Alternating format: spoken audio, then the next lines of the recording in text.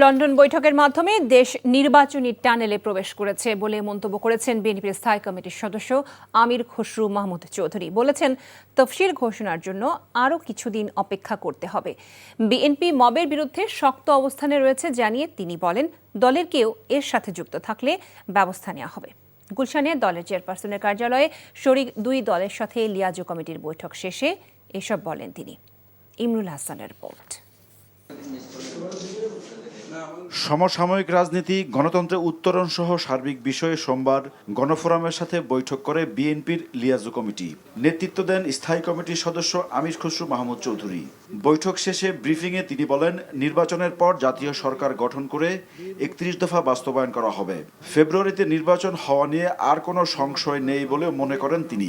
জনাব তারেক রহমান সাহেব এবং আমাদের প্রধান উপদেষ্টার সাথে বৈঠকের পরে ফেব্রুয়ারির প্রথমার্ধে নির্বাচনের যে আলোচনা জনগণ সেটা অত্যন্ত ইতিবাচকভাবে নিয়েছেন এবং যে আশঙ্কা ছিল জনগণের মধ্যে সেটা কেটে গিয়েছে। সমস্ত জাতি এখন নির্বাচনী টানেলে প্রবেশ করেছে। আমরা সবাই নির্বাচনের দিকে এগিয়ে যাচ্ছি। নির্বাচনের ডেট, নির্বাচনে মনোনয়ন দাখিলের তারিখ, বাছাই করার তারিখ, নির্বাচনের দিনক্ষণ সবগুলো একটা শিডিউল দেওয়া হয়। সুতরাং সেটা নির্বাচনের এত আগে কোনো সময় দেওয়া হয় না, একটা নির্বাচনের কাছাকাছি সময়ে দেওয়া হয়। সব নির্বাচনে কিন্তু একই অবস্থা।